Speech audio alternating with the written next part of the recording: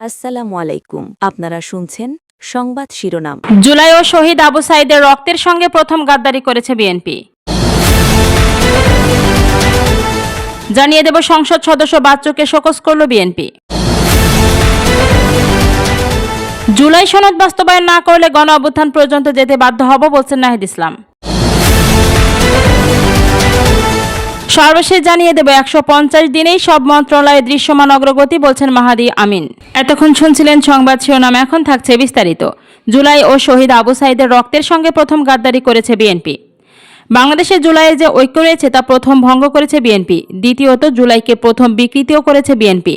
তৃতীয়ত, যদি জুলাই ও শহীদ আবু সাঈদের রক্তের সঙ্গে কেউ গাদ্দারি করে থাকে সেটাও প্রথম করেছে বিএনপি, এমনটাই মন্তব্য করেছেন জাতীয় নাগরিক পার্টির এনসিপির মুখ্য সমন্বয়ক নাসিরুদ্দিন পাটোয়ারি।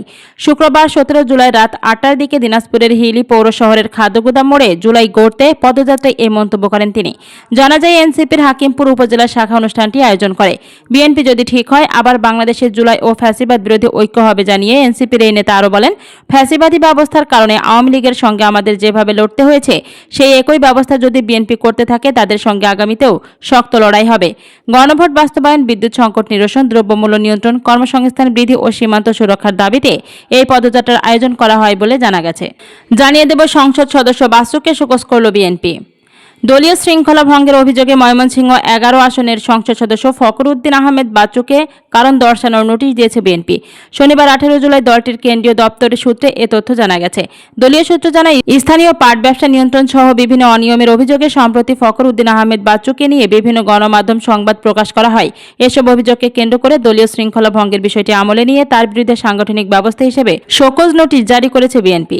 এবার থাকছে জুলাই সনদ বাস্তবায়ন না করলে গণ অভ্যুত্থান পর্যন্ত যেতে বাধ্য হব বলছেন নাহিদ ইসলাম। সরকার গণভোটের রায়ের আলোকে জুলাই সনদ বাস্তবায়ন না করলে গণ আন্দোলন ও গণ অভ্যুত্থানের হুঁশিয়ারি দিয়েছেন সংসদের বিরোধী দলীয় চিফ হুইপ ও জাতীয় নাগরিক পার্টির এনসিপির আহ্বায়ক নাহিদ ইসলাম। তিনি বলেন, সরকার যদি গণভোটের রায়ের আলোকে জুলাই সনদ বাস্তবায়ন না করে তাহলে গণ আন্দোলন ও গণ অভ্যুত্থান পর্যন্ত যেতে আমরা বাধ্য হব।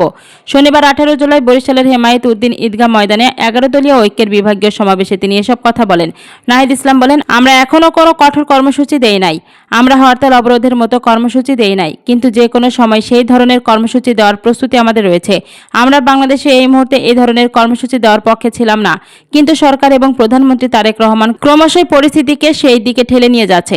এনসিপির এই নেতা আরও বলেন, প্রধানমন্ত্রী অনেক ভালো ভালো কথা বলেন, প্রধানমন্ত্রীর মুখে শুধু মধু এবং অন্তরে ছলনা। কারণ আমরা দেখলাম যেই জুলাই সনদের পক্ষে তিনি এর প্রচারণা করেছিলেন, নির্বাচনের ফলাফলের পরে 70% জনগণ গণভোটের সংস্কারের পক্ষে রায় দেওয়া সত্ত্বেও তিনি জুলাই সনদ বাস্তবায়ন করছেন না।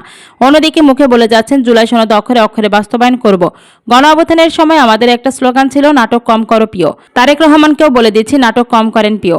বাংলাদেশের জনগণ আপনাকে ক্ষমতা দিয়েছে মানে এই নয় আপনি যা খুশি তাই করবেন, যেরকম খুশি ছলনা প্রতারণা দেশের জনগণের সাথে করবেন।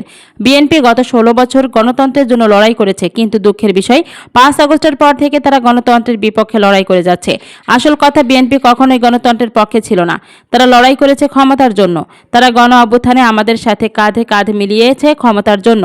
নির্বাচনের মাধ্যমে ক্ষমতা কুক্ষিগত হয়েছে, এখন তারা সংস্কারের কথা বলে না। সর্বশেষ জানিয়ে দেব 150 দিনেই সব মন্ত্রণালয়ে দৃশ্যমান অগ্রগতি বলছেন মাহাদি আমিন।